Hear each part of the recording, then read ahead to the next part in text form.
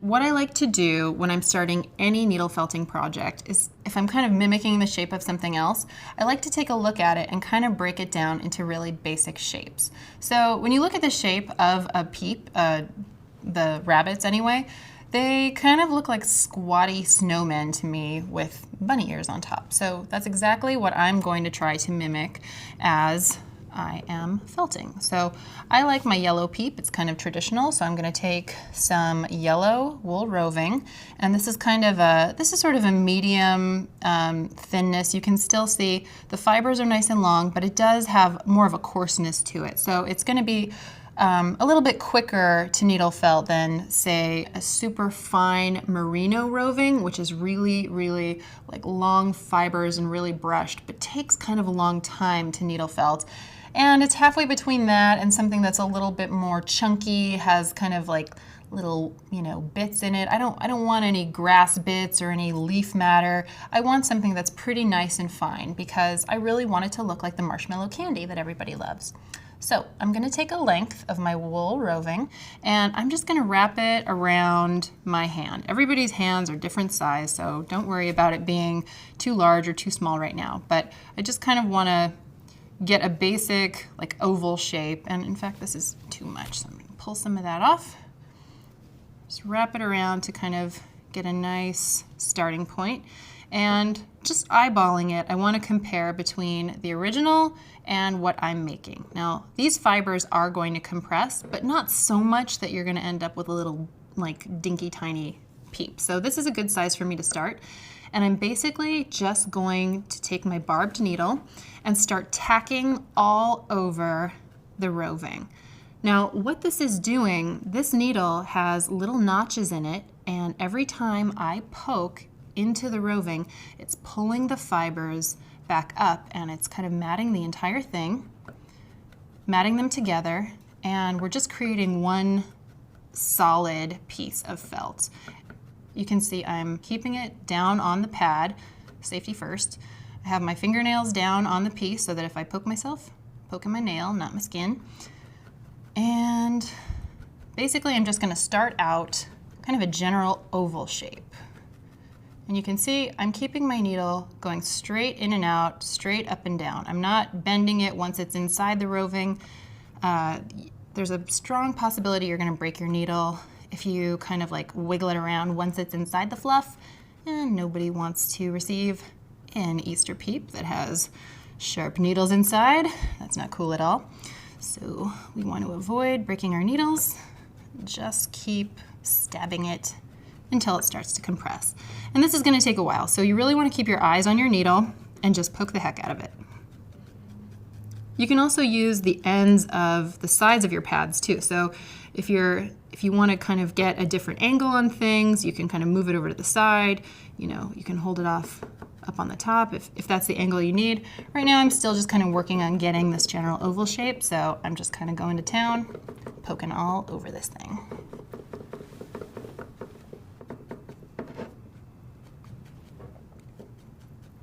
It's almost funny how violent this looks, and you just end up with something really sweet at the end.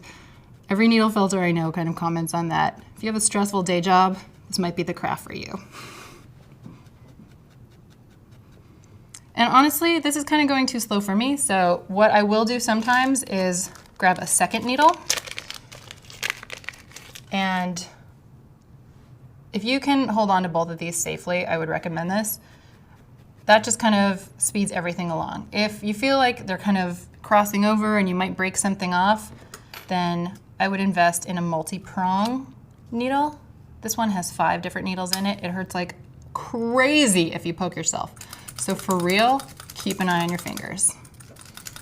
You can see every time I'm pushing down this multi-prong needle into my wool, this safety gauge is popping back. So now I'm getting 5 times the pokes for less work. This isn't a great tool for doing like finishing, but really kind of getting you started, just making the basic shapes, felting a lot of fibers at once. It's really a super good tool.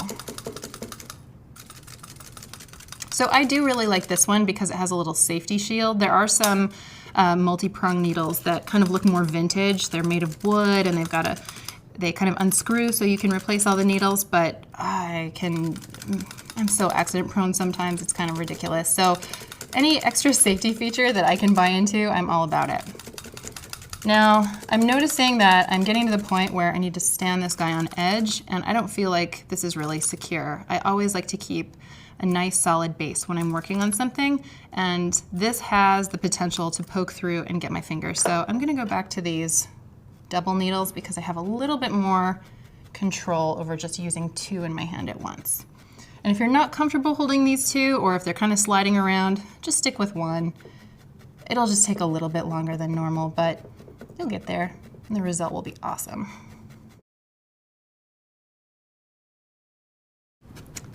So I'm getting to a point where I've got a nice little oval shape, and there are a couple of things that are happening.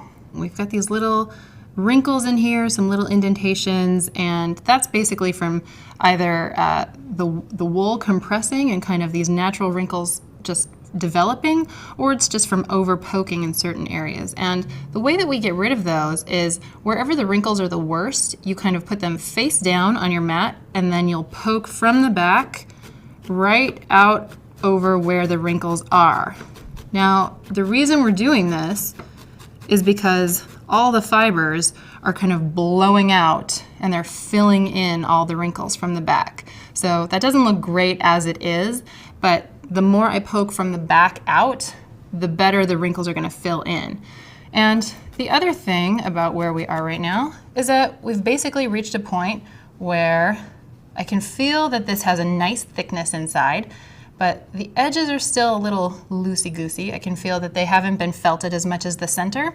So I can kind of like roll this in my hands, squish it around a little bit to kind of get the fibers to feel like they're at an even consistency throughout the whole body. And just the little like fluffing around really kind of helps even out the texture throughout the oval. Now, the next step, as you'll notice, our rabbit is not a perfect circle. So he's got this large bottom part and then sort of a center head, and then the ears we'll deal with in a second. But I want to start developing the round body shape. So I tend to kind of eyeball it, and I will poke with my fingers, just push in and create this little like bunny abdomen down here. So a little bit more, I leave a little bit more than halfway on top, and when I think that that looks good, proportional, I will just take where my fingers are and just start poking a straight line just to kind of shape the body. And if I just poke in a straight line, back and forth, that's going to create this little valley. And you can see already that it's really forming nicely. So I'm going to pinch it again. I think I'm just going to flip it over because I like that I have more nails over here to protect myself from pokes. So I'll just start poking again.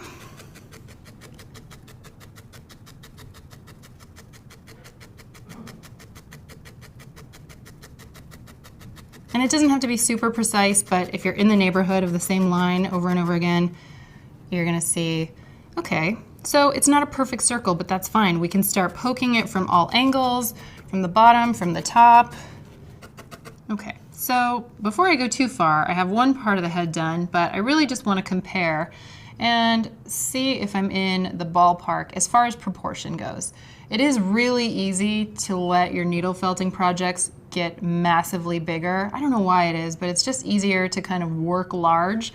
In this one though, I do kind of want to stay at a similar size. The little peeps, I just find them sort of adorable. So I think proportionally it looks pretty good. And I'll double check this again when I make the ears, but one trick I have for checking my proportion is I'll hold the peep up about a foot or so in front of the original and just kind of close one eye, and I can see that they are pretty proportional. I can see the bottom of one pretty much aligns with the bottom of the other, and generally the ears are about the same height. So we're looking really good proportion-wise. So I'm ready to finish the head and get working on those ears.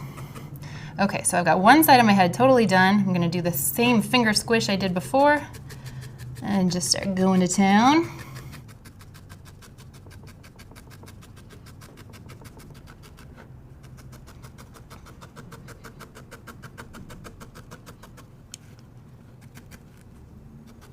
And I do have another trick up my sleeve for even further defining the head, the space between the head and the body. So once I feel confident that my fibers are felted enough to cut, let's see, I think we're almost there. Okay, that's pretty good. There's definitely a change in the shape, but I do want it to be more dramatic, like my little guy here. So I'm going to take my trusty scissors and just give these little corners a snip. And then I'm going to turn it over, snip it again, really just kind of work to define that curve. So I want it, that's looking better already. I just really want it to be obvious that there is a little head and a little peep body. So I don't want to cut too much into the ear portion because I haven't really felted that too much, and I am going to do a final trim of my entire rabbit when I'm done. So right now I can see that I've got my little head, my little bunny body, and he's starting to look pretty darn adorable. All I need to do is work on the ears a little bit, so I'm just going to set that guy down, just kind of reinforce the fibers because I am about to cut this guy's head open for the sake of art. So right now what I'm doing is just kind of building a path really for where I'm going to cut. I want to have really nicely matted fibers so that things don't kind of fall apart when I cut these ears. So you can start forming the ears by kind of poking down in the middle, and you can see that the two little bunny ears are starting to become more defined. So I'm going to poke it from this other side as well, and it's really taking shape nicely. So I feel good about these, and I'm always testing. I'm always squishing the little fibers to see how they feel, to make sure that they're dense in every portion of what I'm working on.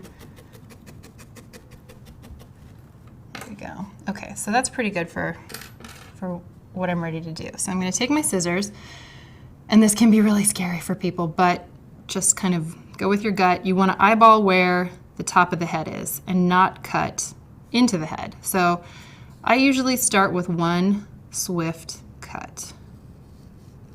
And just check and see how far I've gone down. And now the big unveil. Bunny ears! But they're freshly cut. So there are these fibers that are just kind of jagged and have a hard edge. And you know, over here it's not totally perfectly formed ear. So we're just gonna do a teeny bit, bend one of these ears all the way back, and then just felt right inside. And this is just to kind of blend the fibers together. This is another point where you could, if you're so inclined, open it up and just put it on the corner of your pad so that you can just work in there, and then this is going to pull all the fibers straight down through that cut area, and it's just going to blend everything together really nicely. And you know, the more you can poke in the ears, the better too. We really worked the heck out of that body and head, and the ears feel just a little bit just slightly less stable than the body. It's not a bad thing, but you know, because rabbit ears are a little bit floppier than the rest of their body, but you know, you don't want them to fall apart. So just kind of working them a little bit to help shape them, and so we can prevent them from looking like they were just sliced. So you can kind of see the difference. This one has more of a rounded, softer edge, and this one's still a little bit sharp looking. So I'm actually gonna grab two of these guys at the same time so I can really get in there and mat all those fibers together. I'm keeping my hand away from the needle's edge, as always, keeping my bunny flat on the pad. I'm gonna utilize that corner again. I can feel even the resistance from when I'm just poking down, that the density throughout this entire project is about the same now, and that makes me really happy. I don't have any crazy creases that I have to worry about.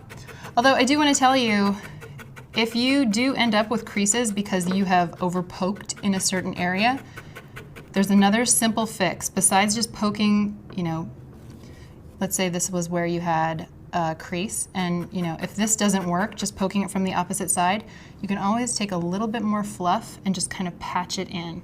So even if you made a totally unproportional peep and you're really dissatisfied with it, like I could expand this whole body just by adding more wool roving and poking it right in. It's no problem at all. That's why I love this craft so much, because you can really do anything. You can add, you can subtract. It's really forgiving. Not so much when you poke yourself, but as far as what you're making, you have a lot of leeway. So I'm really happy with this. It's super fuzzy and I need to trim it up, but it looks very similar to the original. All it needs is a face. So I'm gonna go ahead, I'm gonna trim it first just because I think it looks better when it's trimmed up. So take your sharpest pair of scissors. It's gonna just be really frustrating if you have a dull pair. And I'm gonna hold it right against the body of the peep. And it's like I'm giving him a shave. I'm just gonna kind of go around and get rid of all the extra fluff. I'm gonna do it on the ends. If there's any extra shaping I wanna do, if I wanna really kind of reinforce that this is a dramatic dip in his body where his head meets his body, I could do that now, or I could just kind of clean the whole project up. And I am happy with the overall shape, so I'm just gonna kind of clean it up. I am seeing, this is something to think about when you're needle felting, these fibers tend to pick up just little strands of other colors. And when you're working on a really small project, they're noticeable. So take the time. You might even need to grab some tweezers if it's really kind of woven into the rest of your bunny, but I just like to clean it up as much as possible. And then that way when you put your face on, once you've got a nice trimmed bunny, it's like the big finale. It's really exciting. So any kind of cleanup we can do right now is just gonna make it look even more marshmallow-like at the end. Isn't that what we all want? Absolutely. Okay, so I've just got a little bit more ear fuzz to clean up. And it looks pretty darn good. So I also kind of give him a little roll in my hands just because, you know, like the oils in your hands kind of help mat down any extra flyaways, any strays. And then when you hold it up, you can see, if you hold it up against something that's nice and dark, you can kind of see where all the strays are. This can be a challenging craft to photograph, actually. So if you're taking photographs for your blog or, you know, not your store, but if you're taking them for a gift or just to give to somebody, whenever you're needle felting, getting rid of as many strays as possible is really going to help your camera focus on what you're doing, and it's just going to make your piece look better overall. So, okay, I think I've gotten the lion's share of the strays. So all we have to do is put on the face. Meep, meep, meep. So cute. Okay, so we're about to put on the face. All we need is some brown wool roving. And I am gonna use this really long fibered stuff because it's just super easy to work with.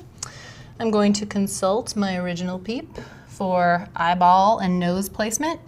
And I'm about to do my spit trick. Again, not for everybody, but it works really well for me. So, lick my fingers a little bit, and I just twist the heck out of it. I like to get a really tight twist on these fibers, so tight that when you push them together, a little tiny loop appears.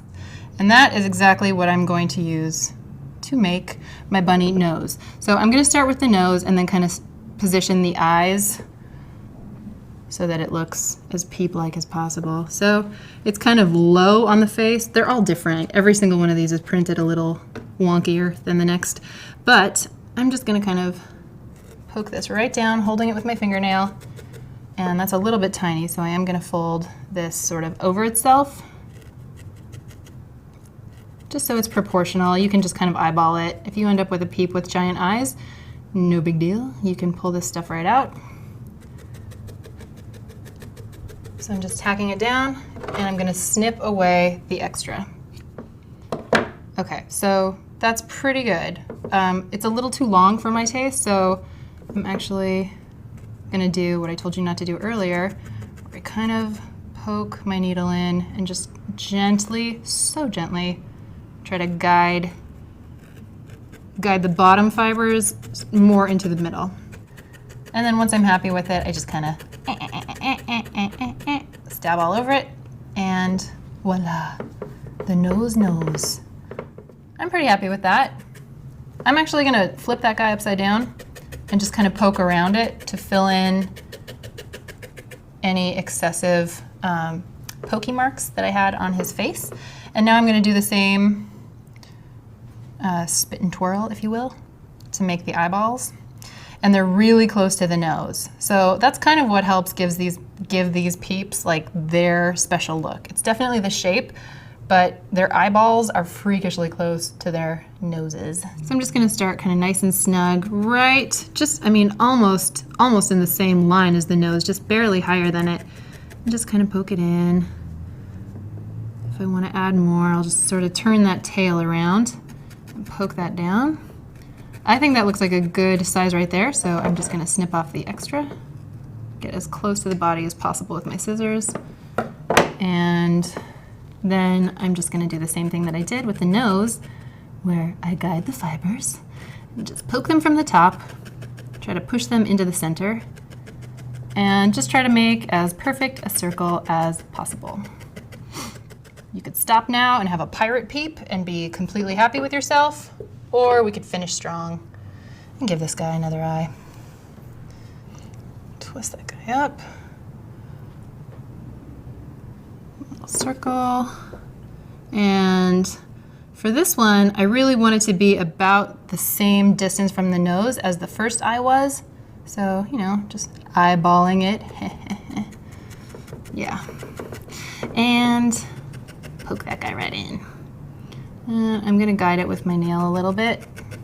And that looks like it's kind of a perfect size right there. So I might just do one more tack and then cut that off. If I feel like it's not enough, I can add more. It's a little bit more challenging to add fibers when you're working really small, but totally not impossible. Just takes more time and more focused needle pokes. You don't just kind of go crazy. So let's see. This one looks a little too low actually, so I'm trying to push it up, push that nose down. And really, now that we're almost done, we're in the home stretch, so this is the point where you can just do any kind of finessing. If you see any weird puckers or any strange shapes that you're not happy with, you can kind of work it around, but you can also squish it and just kind of form it with your hands. Oh my gosh, it's so cute. Needle felted Easter peeps, they're so awesome, they're so sweet.